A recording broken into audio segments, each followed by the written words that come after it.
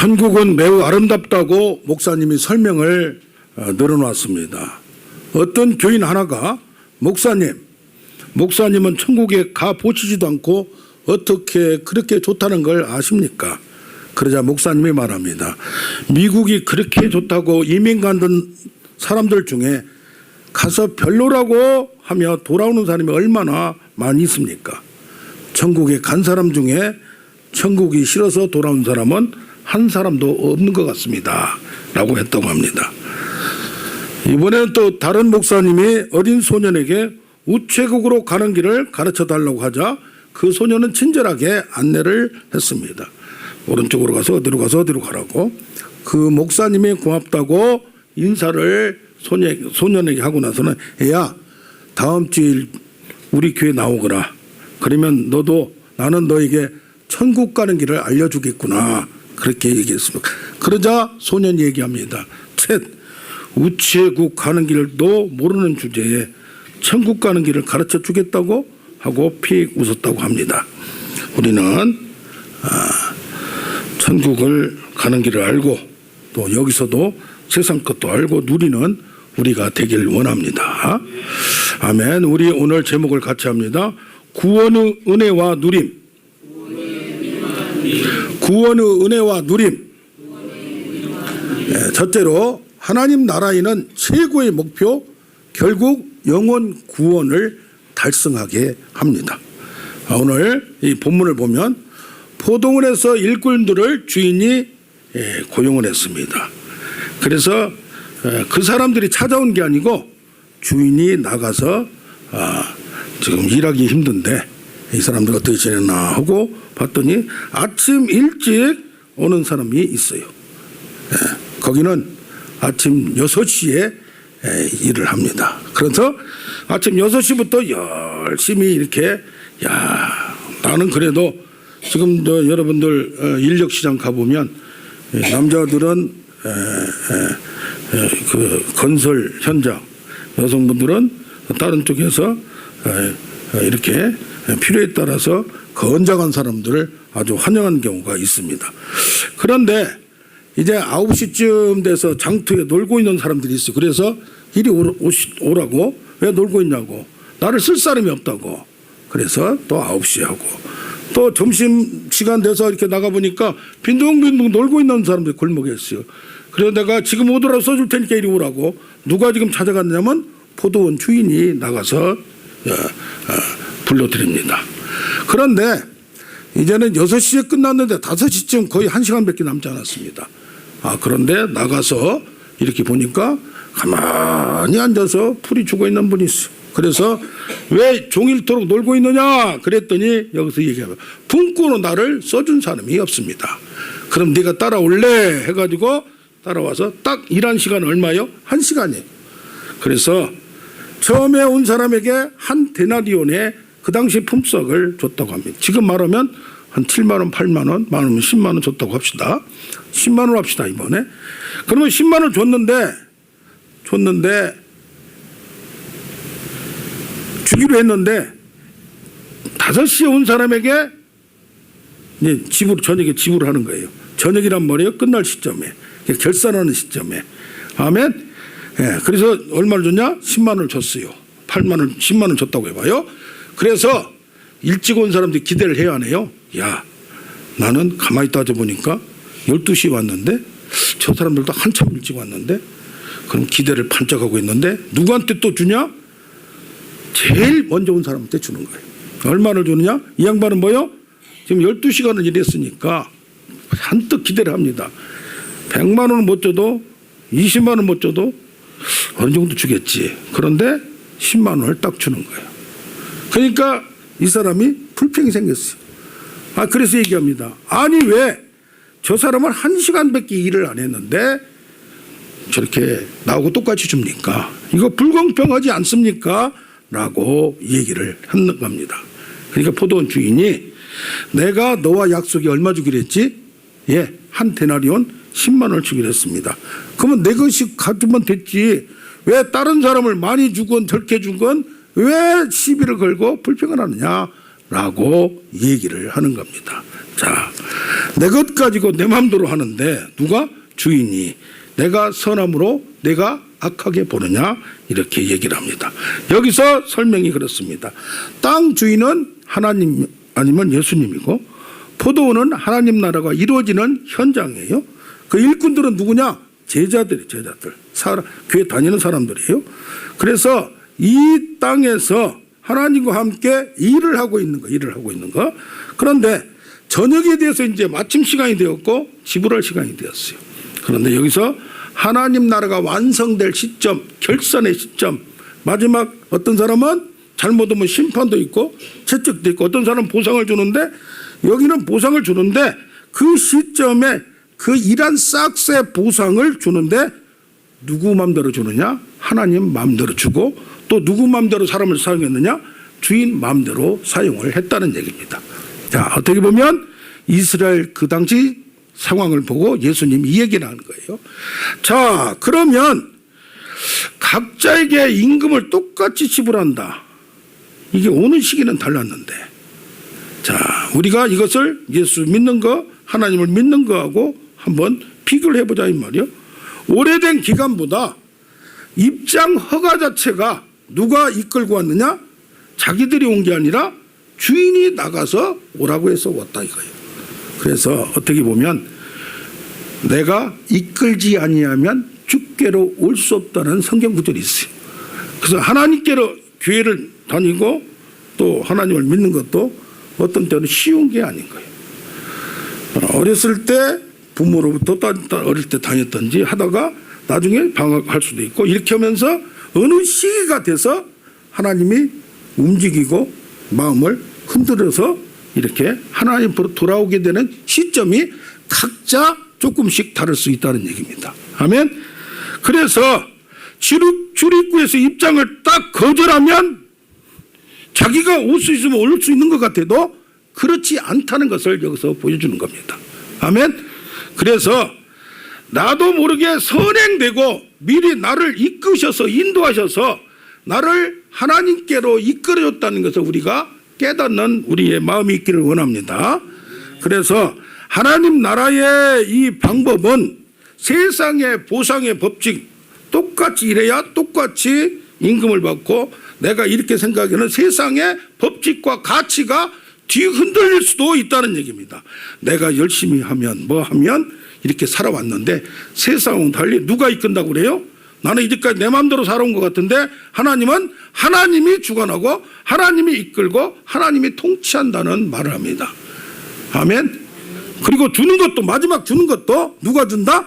하나님이 주는데 이 사람 적게 주고 많이 줄 수도 있고 똑같이 주는 것도 하나님 마음에 달려있다는 겁니다.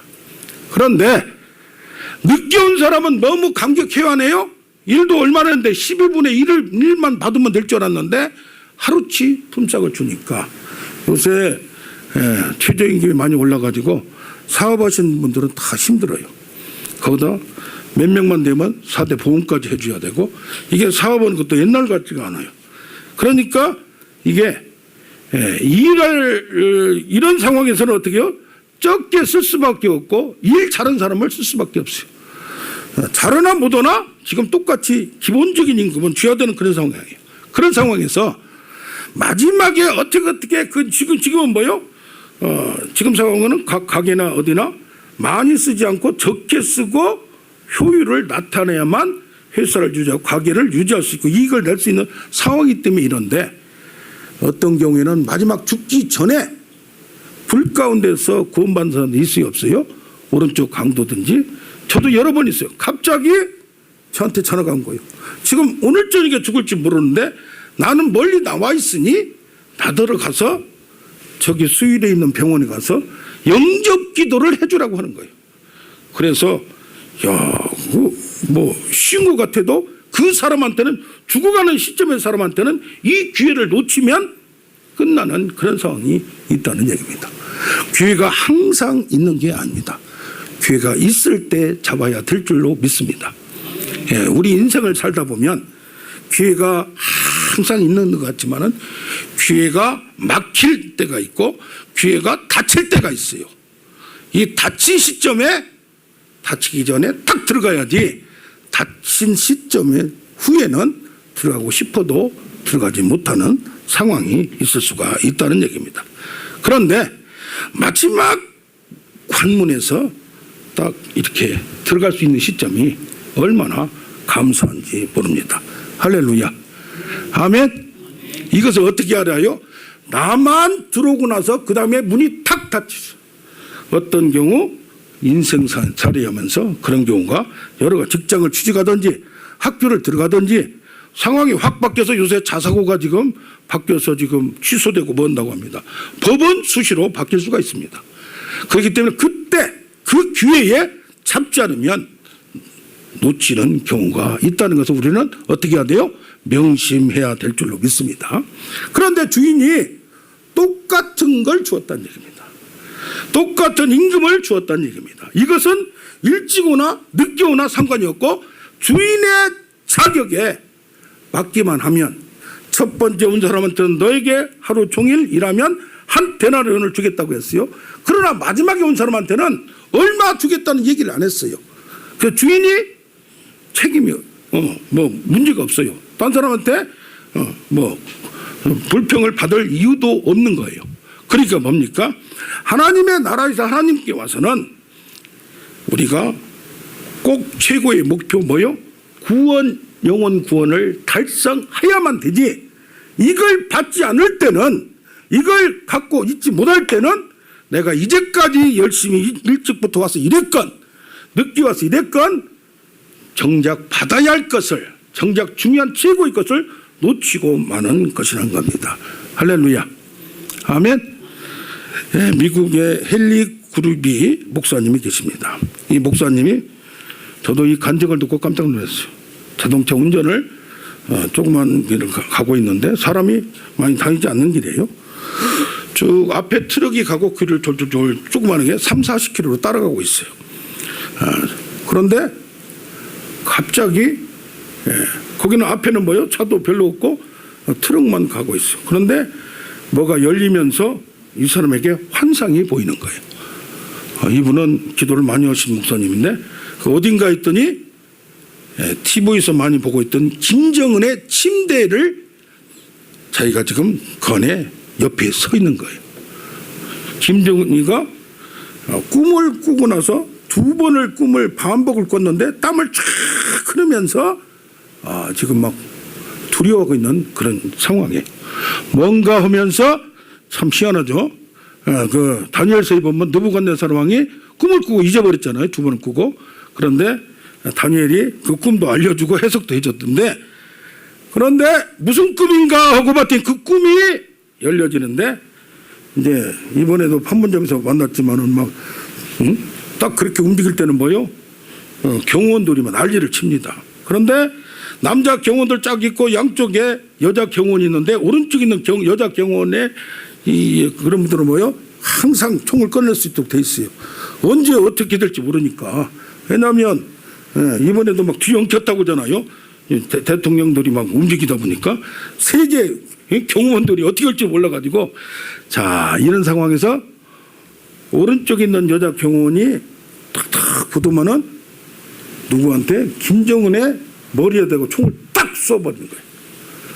그래서 김정은이가 죽는 꿈을, 김정은이가 꾼 꿈을 이 누가?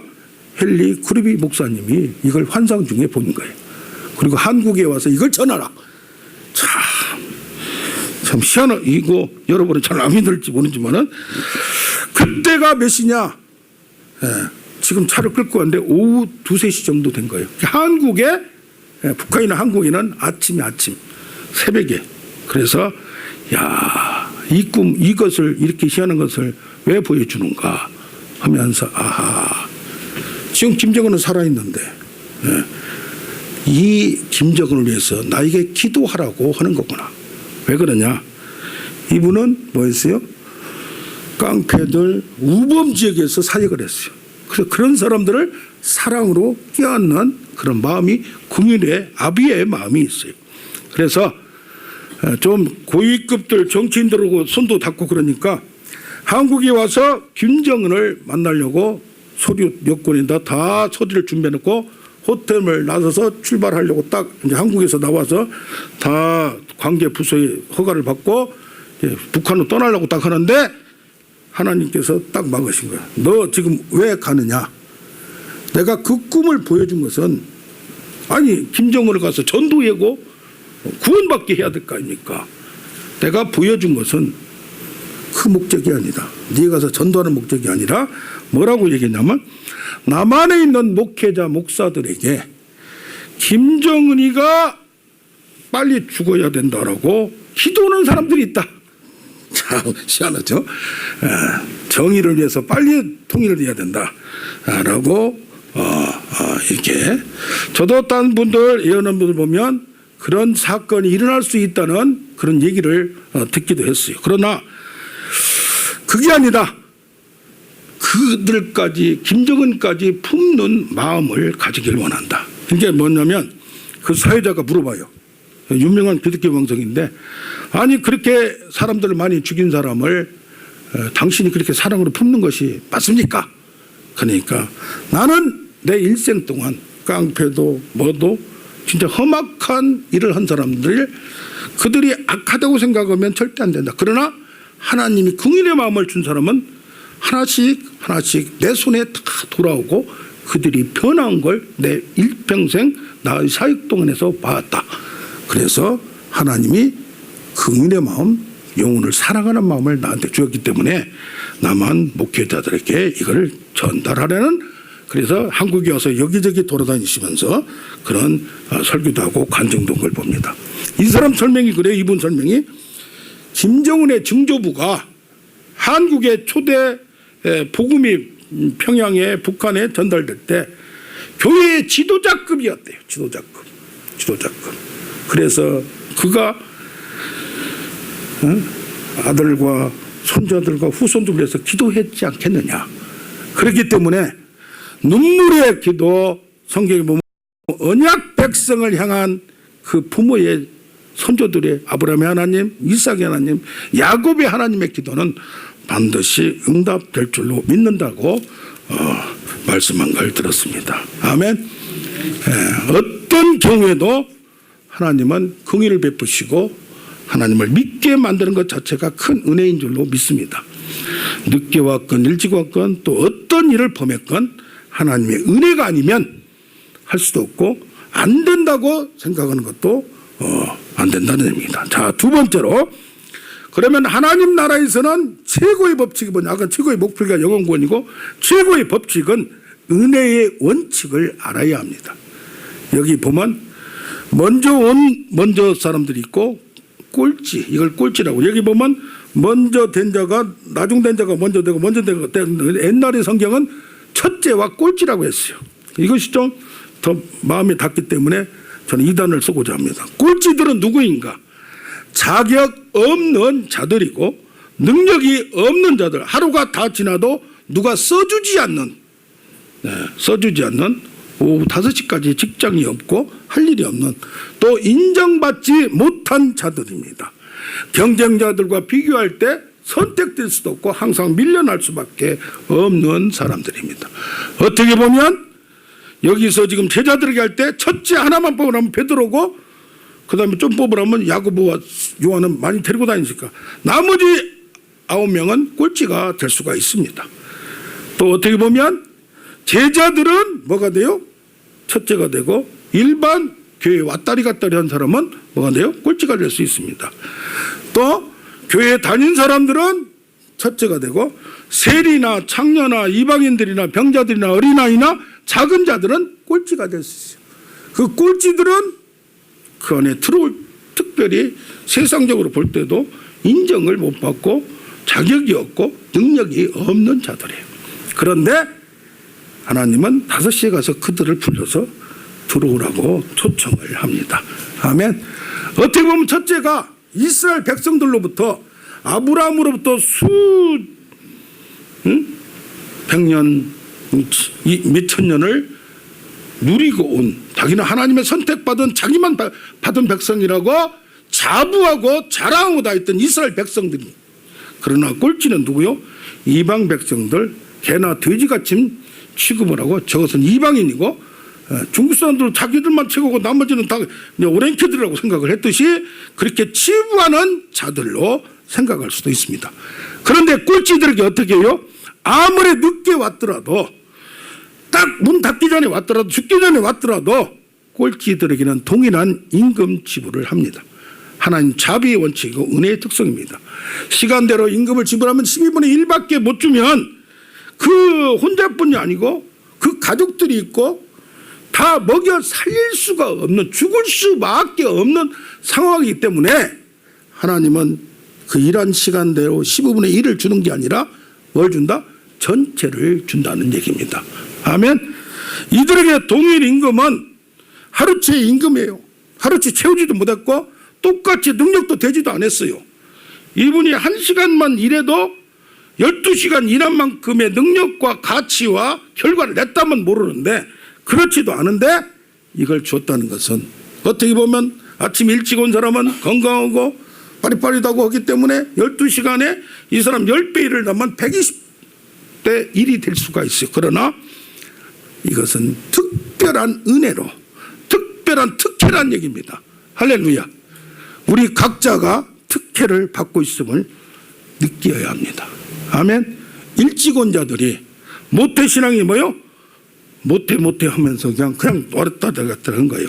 그러나 거기에도 부모들의 은혜 때문에 나중에 더 큰 은혜가 임함을 봅니다. 그게 뭡니까? 일찍 왔다고 해서 뭐 한 게 아니라 당연히 한 게 아니라 우리가 은혜를 모른다면 하나님이 주시는 그것을 지금 구원을 깨닫지 못하고 그걸 알지 못한다면 일찍만 왔을 뿐이지 그냥 왔다리 갔지 습관적으로만 다닌 게 돼버린다 이 말이에요. 뭡니까? 하나님을 진정으로 만나야 되고 하나님 주신 특혜를 누리면서 야 정말 하나님의 구원과 하나님의 은혜와 특혜가 이거구나. 이것을 늦게 내가 온 것이 너무 이렇게라도 온 것이 너무 감사하다라고 생각을 해야 될 줄로 믿습니다. 아멘. 저도 그래요. 20대 초반에 선교사 되겠다고 소원했는데 이렇게 하다가 직장 취직하고 조금만 다녔다 하려고 했는데 지금 생각하면 그것도 10년만 일찍 올걸. 5년만. 어제는 지금 신학대학원을 제가 추천을 해서 신학대학원을 3년 장학생으로 들어간 친구가 있어요. 꼭 방학 때마다 찾아와요. 무슨 일이 있어서 상의를 하고. 그런데 그래요. 지금 43인데 졸업이 43인데 40살 때 온 거죠. 5년만 더 일찍 왔으면 좋겠다. 그래서 그 5년 별거 아니고 거기는 또 대학에서 선교단체에서 사역을 했던 친구예요. 그래서 걱정 말라고. 왜냐 공부를 잘하는데 유학 가서 박사도 따고 이렇게 하고 싶은데 그러면 한국에서 하면 되고 그게 뭐예요? 부족한 점이다. 늦게 왔을 때가 최고의 땜을 알길 바랍니다. 아멘. 아멘. 예, 늦게 왔을 때 불렀을 때. 그래서 뭐냐면 요새 위안을 받는 게 그래요. 저하고 같은 연배에서 일찍 온 분들은 어떤 분은 40년 더 신학교 다니면서도 한 사람이 있어요. 그분들은 지쳐가지고 교회도 크고 매너스에 빠지기도 해요. 그런데 저는 좀 늦게 오다 보니까 뭐요? 싱싱하고 팔팔하고 할렐루야. 그냥 은혜가 감격스럽고 남은 거 죽을 때까지 이제 끝날 때가 이왕이면 90살 100살까지 일하게 주시옵소서. 할렐루야. 못한 것을 채우게 하여 주시옵소서라고 얘기하면서 나아간 걸 봅니다. 할렐루야. 어떤 때는 늦게 온 게 후회도 되고 그럴 걸. 그런데 지금 그걸 느끼게 만들고 그걸 하나님의 은혜를 알게 한 것만 해도 감사를 한다는 얘기입니다. 할렐루야. 첫째들의 불평의 원인이 뭡니까? 착각하는 게 경제 원칙에만 자기 생각에 자기 중심적입니다. 그래서 불평의 원인이 차등직업이에요. 왜 동일한 임금인가? 공평하지 못하다. 늦게 온 자들에게 1데나리온이 오면 나는 더 주어야지. 뭡니까?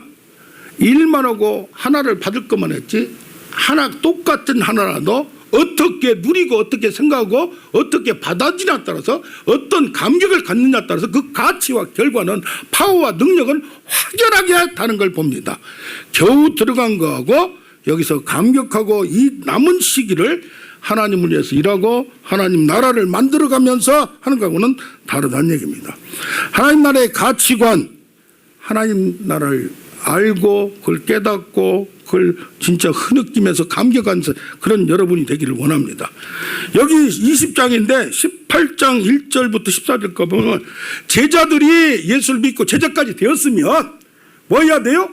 내가 제자가 되었다는 걸로 만족하는 것이 아니라 형식적인 거 그 안에 끼었다는 거 만족하는 12명이 하나 되었다는 거 만족한 게 아니라 뭐 해야 돼요?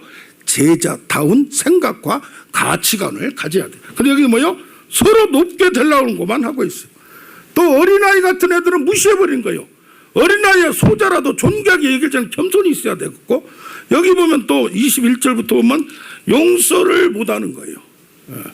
70번씩 일본 건지 하라고 하면서 1만 달란트 몇십 조의 은혜를 받았으면 100데나리온에 빚진 사람을 좀 후하게 좀 쿨하게 가져 더 줄 수도 있고 만대를 줄 수도 있고 왜냐하면 내가 너무 축복을 받았기 때문에 너무 많은 걸 받았기 때문에 내가 고생할 때 느꼈던 눈물을 흘린 자에게 툭 그냥 줘도 쿨하게 줘도 괜찮을 텐데 그걸 안 주려고 꼬치꼬치 따지면 자기가 받은 것을 누리지 못하고 알지 못하는 거예요. 아멘. 그래서 뭡니까? 여기에서 일찍 와야 일찍 변화를 빨리 받으면 제일 좋은 거예요. 문제는 뭐냐? 일찍 와도 그 나물에 그 밥이고 전혀 변하지 않고 전혀 생각과 가치관이 변하지 않으면 교회를 다닌다 하더라도 뭐 구원을 받았다고 자기는 하더라도 구원에 대해서 맛을 모르는 거예요. 구원이 뭔지도 모르고 하나님이 누군지도 모르고 하나님의 능력과 은혜도 누군지도 모르고 체험하지도 못하고 그냥 세상에서 가진 거 이걸로 없는 것 가지고 불평하는 거, 비교로 불평하는 거예요. 그러나 하나님의 나라가 있다면 하나님을 소유했다면 지금 내가 가진 거 없더라도 뭐요? 하나님 내 안에 있으므로 하나님의 능력이 나를 통하여 나타나고 하나님이 채워주실 것도 믿고 이 세상을 하나님의 뜻에 따라 나아가는 우리가 되기를 원합니다. 아멘. 예. 남편의 돈이 있는 게 지금 중요한 게 아니고 아버지의 돈이 있는 게 중요한 게 아니고 아버지가 있는 것을 나 혼자 다 쓰라고 믿고 줘야지. 아들인데 저 같은 놈한테는 뭐 안 준다? 뭘 안 준다 하면은 안 되는 거라요. 아버지 것 또 남편 것을 마음대로 쓸 수 있도록 하는 것이 중요한 거지. 할렐루야. 아멘. 예, 그래서 뭡니까? 첫째는 그렇죠. 첫째는 전도서 12장 1절과 같이 청년의 때에 창조주를 기억하라. 되도록 일찍 와서 일찍 깨닫고 일찍 만난 게 최고인 줄로 믿습니다. 아멘. 그러나 문제는 뭐예요? 일찍 왔을 때 구원이 뭔지 모르고 겨우 왔다 갔다 교회 다니니까 습관적으로 공동체니까 사회 어디 동창회 가듯이 교회 오면 안 된다 이겁니다. 그래서 여기 누가복음 15장 11절에서 32절까지 보면 첫째와 둘째 아들이 있었습니다. 둘째 아들이 조금 반항이 있어요. 그 당시에 가부장적에서 그렇게 하면 안 되는데 원래 재산 유산 상속은 뭐예요? 아버지가 죽어야 되는 건데 뻔뻔히 살아있는데 이놈이 아버지 나 독립하고 나갈 거니까 돈 주십시오. 그러니까 아버지 당신 죽은 걸로 취급하겠다 이거요. 나 혼자 이제 독립해서 떠나겠다 이제. 그러니까 기분은 나쁘지만 그걸 줬어요. 가가지고 고생하고 처음에 잘 될 줄 알다가 이제는 먹을 것도 없어요. 돼지 먹는 걸 먹고 있어요. 그때 뭐가요? 아버지가 생각나는 거예요. 아버지의 존재, 가치, 아버지의 사랑이 느껴지는 거예요. 할렐루야. 그래 와 돌아오니까 쪽팔리지만은 큰 소리 빵빵 쳤지만은 돌아오니까 그때까지 마을에서 기다리시는 아버지의 마음 왔다 갔다 뒷짐지고 누구를 기다려요? 자기가 이제 와보니까 자기를 기다리고 있다는 아버지의 마음을 아버지의 뜻을 아버지의 목적을 계획을 아는 거예요. 할렐루야. 돌아오자 잔치를 벌리고 송아지를 벌리고 금 가락지를 끼우고 막 신을 신기고 완전히 이제는 쫓겨나가서 망한 놈한테는 아직 끝내버려 호적에서 파버려야 되는데 도리어 잘해주고 아들로 회복을 시켜줍니다. 그러니까 큰아들이 뭡니까? 동생에 대한 아버지의 행동에 불만 나는 언제 그렇게 해주지도 않고 아니 짓고 있으면 지가 쓰면 되는 거지. 그러니까 뭐냐 아버지 설득에도 잔치를 안 들어갑니다. 이건 뭡니까? 끝까지 아버지 잔치에 참여를 안 했을 수도 있다는 가능성을 열어놓은 거예요. 나중에 이거 뭡니까? 끝까지 큰아들과 같이 이스라엘 민족들 일찍 온 사람들이 구원을 받지 못하고 그의 공동체 세상의 공동체처럼 생각해서 왔다리 갔다리만 했다는 가능성이 있다는 얘기입니다. 아멘. 그래서 뭐요? 우리는 교회를 공동체로 생각하면 되고 하나님의 집, 하나님을 만나는 곳으로 하나님을 진정 만나야 되는 이런 우리가 되기를 원합니다. 아멘. 그래서 뭐요? 교회에서 꼴찌로 구원 받는 것도 중요한데 이왕이면 일찍 와서 이왕이면 하나님의 사람으로 완전히 변화되어서 예수님이 하는 일을 뭐라고요? 너희가 나를 믿지 못하고 내가 하는 일을 보고 믿으라. 나를 믿는 자는 나보다 더 큰 일을 하리라. 이왕이면 예수님보다 더 큰 일을 할 수 있는 여러분 되기를 원합니다. 아멘. 그래서 그래요. 늦게 왔지만 큰 일을 하게 해주시옵소서. 아멘. 어떤 문제 닥칠 때마다 내 문제가 아니라 이것을 하나님이 나를 왜 이걸 겪게 만드는가를 알면 정말로 병에 들어서 도저히 할 수 없는 그런 사람을 위해서 기도할 능력을 우리한테 주는 거예요. 할렐루야. 이번 주에도 어디 집회가 있었는데 취소가 두 군데 있었는데 두 군데가 취소됐어요. 많을 때는 이럴 때가 있어요 또. 그래서 취소가 돼서 쉬고 있는데 갑자기 오라고 해요. 그래서 갔더니 그 중에 한 분이 뭐였냐면 자식들도 잘 키웠는데 나이가 70 가까웠는데 뭐였냐, 위암이 발견되는 거예요. 그것도 딱 발견된 2개월 됐어요. 가서 보니까 다른 데로 퍼져 있는 거예요. 그런데 큰 병원 가고 아산병원 갔는데 이게 뭐 하기도 그래서 다 떼고 에라 모르겠다. 기도회관 가서 하나님께 부르짖어야 되겠다 해서 그런 분을 만났어요. 할렐루야. 아멘. 아무튼 이런 여러 가지 상황을 보면서 첫째와 둘째가 중요한 게 아니라 하나님을 진정으로 늦었지만 만나는 자, 실수했지만 만나는 자가 되기를 원합니다. 요한 같은 경우는 여기가 뭐냐면 세베대의 아들 야고보와 형제예요. 이름이 보아너게, 우리의 아들이에요. 성질이 급해요. 그냥. 그래서 사마리아 갈 때 그 사람들이 예수님을 영접하니까 이 두 아들이 예수님은 불을 명하여 확장 멸하게 주시옵소서. 성격이 급해요 안 급해요? 이렇게 급하고 난폭한 사람이요. 한다면 또 하는 사람들이요. 그런데 원래 누구 제자느냐? 세례 요한의 제자였어요. 그러면서 세례 요한이 예수님 지나니까 보라 세상죄를 지고 가는 하나님의 어린 양이로다 하면서 세례 요한이 내가 저리 가서 제자가 되려면 되라고 소개를 시켜주는 거예요. 그래서 예수님을 만났는데 어디 계십니까 했더니 와서 보라. 그래서 함께 거주하며 생활하며 일거수일투족 모든 것을 배우게 됩니다. 그러다 보니까 이제는 뭐요? 예수의 제자가 되고 예수가 사랑하시는 자, 또 예수를 끝까지 사랑하는. 보니까 제자들 중에 나이도 가장 어려요. 그래서 그냥 뭡니까? 좀 그냥 어린 저 행동을 하는 거예요. 예수님 품에 의지하기도 하고 예수님 품에 눕기도 하고 친밀한, 그렇게 너무 좋은 거야.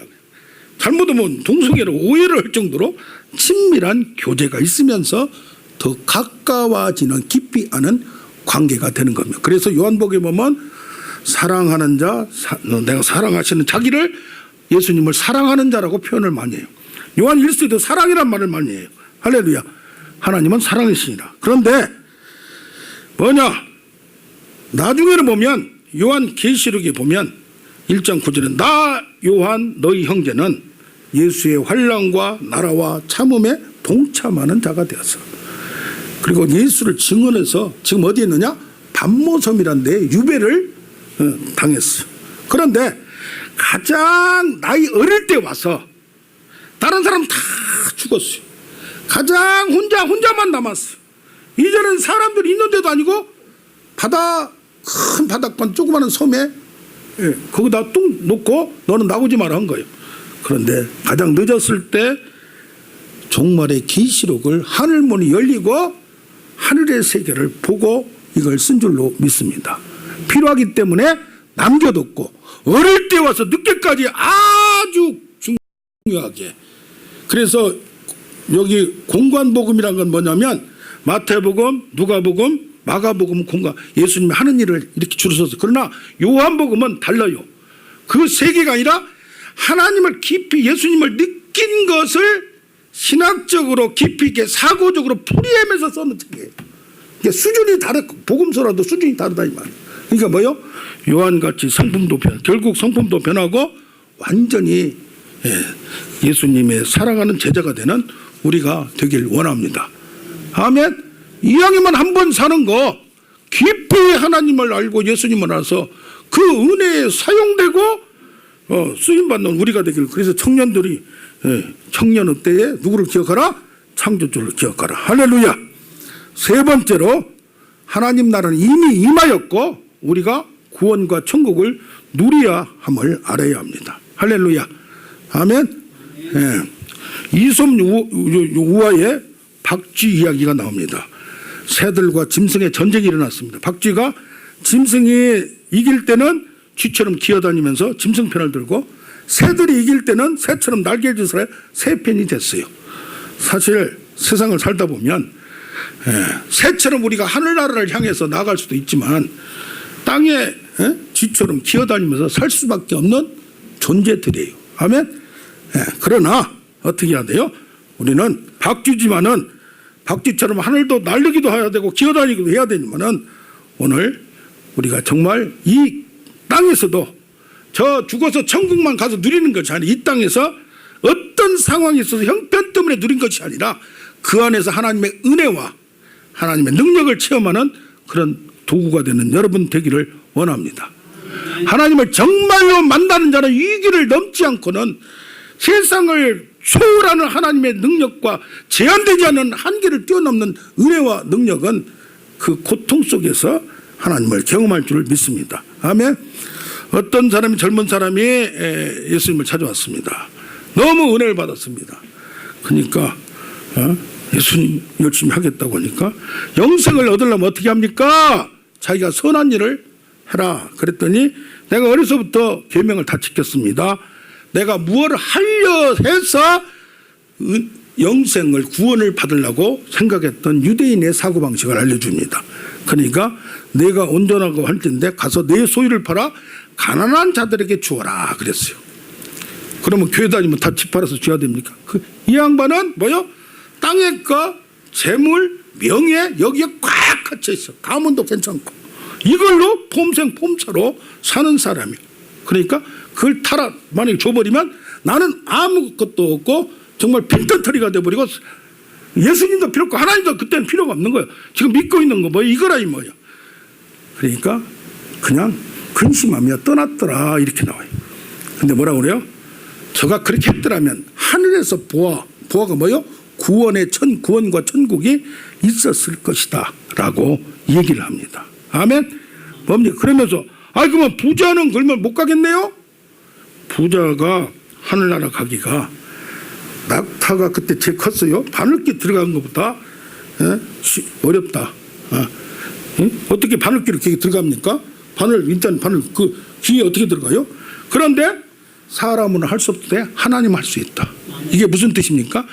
세상에서 내가 뭘 이루어서 만들어서 구원을 얻고 영생을 얻고 하나님을 만나려고 하는 건 잘못된 것이라는 걸 알려줍니다. 아멘.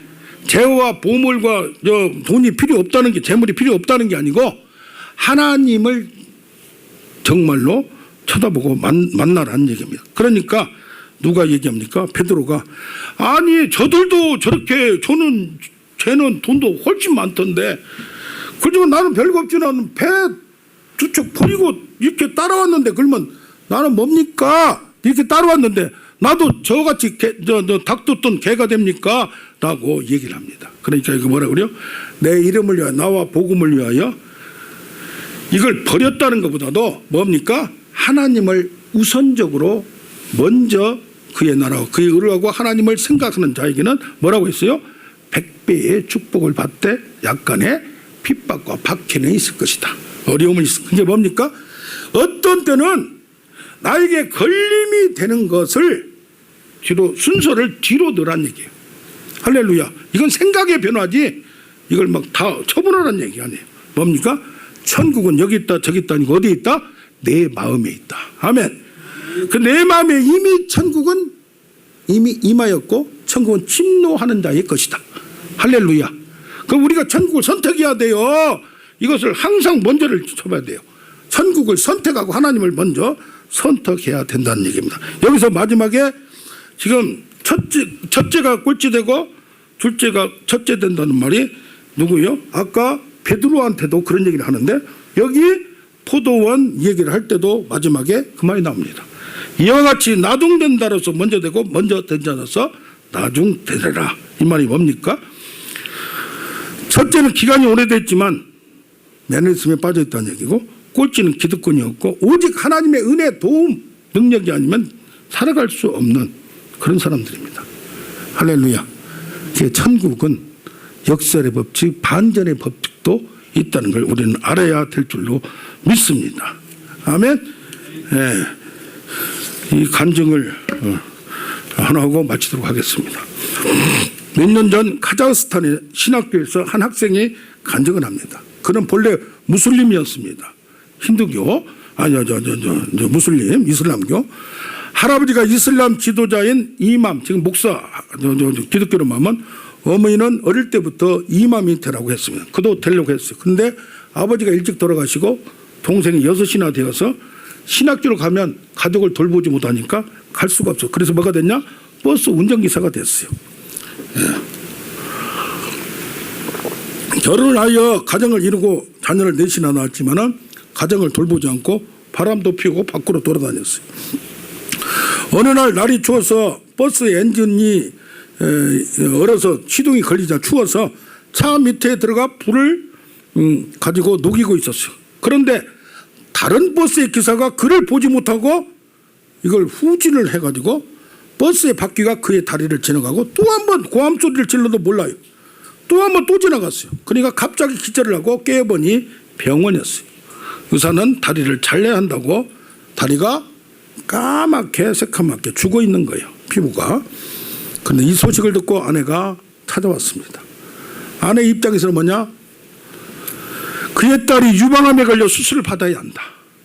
또 태어난 지 3개월밖에 안 된 손자에게 우유를 먹이다가 잘못하여 식도가 막혀서 이 수술을 해야 하고 지금 이것도 그런데 남편까지 그렇게 돼버린 거예요. 그래서 이거 어떻게 이럴 수가 있나. 돈도 없고 상황이 너무 한꺼번에 겹쳐가지고 그 말을 들은 동네 어느 교인이 나는 예수를 믿고 있습니다. 이런 상황에서 하나님만이 당신을 도와줄 수 있네. 나 지금 교회 가는 중인데 당신을 위해 기도하겠습니다. 교회가 함께 가서 기도하지 않을래요? 그러니까 그때 지푸라기를 잡는 심정으로 교회에 같이 따라갔습니다. 그래서 목사님이 이 교회 저 교회 다 전화해서 거기는 뭐예요? 이제 학대를 많이 받기 때문에 잘못 죽기 때문에 아주 비상시국입니다. 그런 나라는. 그래서 이런 데서는 능력이 안 나타나도 그런 데 가서는 막 큰 능력이 많이 나타나고 죽은 자도 살아나는 기적이 나타나고 그런 간증들이 가끔 선교 현장에 있습니다. 주일에는 수술을 하지 다음 날에 주일에는 수술하지 않는데 상황이 급해 다리 수술 일정까지 잡혔어요. 그런데 주일날 아침에 감각이 없던 다리가 뜨거워졌어요. 누가 만지는 것 같았어요. 수술 준비로 하러 들어온 간호사에게 내 다리가 이상한데 보시오 했더니 소리를 지르며 뛰어나가 의사를 불렀어요. 의사가 깜짝 놀라 기적이 일어났다고 썩던 다리가 회복되고 있다고 말을 해줬어요. 수술을 하지 않고 아무 이상 없이 회복되어 퇴원을 했답니다. 아멘. 이건 기적적인 거니까 그런 데서는 많이 일어나. 이게 이제 방법이 없으니까. 그래서 그의 딸도 손자도 좀 시간이 걸렸지만은 그런 대로 회복해요. 열심히 예수를 믿고 있었어요. 근데 건강이 회복되어 집으로 이렇게 와 보니까 사람들이 달라 있단 말이에요. 교회에 미쳐 있단 말이에요. 그래서 불렀어요. 나는 이슬람의 이맘이 될 사람인데 너희 가족들이 그리스도인이 되면 안 된다. 그만둬라. 성경을 찢어버리고 2년 동안 무섭게 박해를 했고 아령으로 내리쳐서 팔을 부러뜨리게 하고 다리미를 던져서 머리가 깨지기도 하고 그러나 아내는 신앙을 포기하지 않았습니다. 근데 남자의 같이 일하던 직장 동료가 얘기했습니다. 아주 강하게 그냥 잡을 때 잡아야 된다고. 그래서 휘발유 한 통과 술 한 병을 사들고 집에 왔습니다. 술을 반 병쯤 마셨을 때 아내가 들어왔습니다. 아내의 몸에 뭘 뿌렸느냐? 기름을 부었어요. 성냥을 던지면 아내는 죽는 거예요. 그런데 던졌는데 어떻게 됐어요? 바람이 이쪽으로 들어서 생명을 구한 거예요. 그때 아들이 찾아가서 제발 어머니는 살려두고 그러면 대신에 교회에다 불을 질러 봅시다. 해서 그렇게 하는데 이 아내가 죽음을 각오하고 끝까지 붙잡고 있으면서 그들을 설득했습니다. 그러면서 아내의 눈물과 눈물 있는 기도를 통하여 남편이 얘기합니다. 내가 어떻게 교회를 가나? 하나님을 향해 나쁜 욕을 했고 그렇게 했는데 근데 뭐요? 아내는 이미 하나님으로부터 확신과 응답을 받았어요. 이미 하나님이 당신을 불러서 목사로 만들 것을 하나님이 알려줬습니다. 하면서 뭐였어요? 예수님은 다 용서하셨습니다. 그래서 신학길을 다니고 있는 그가 간증하는 겁니다. 할렐루야. 아멘.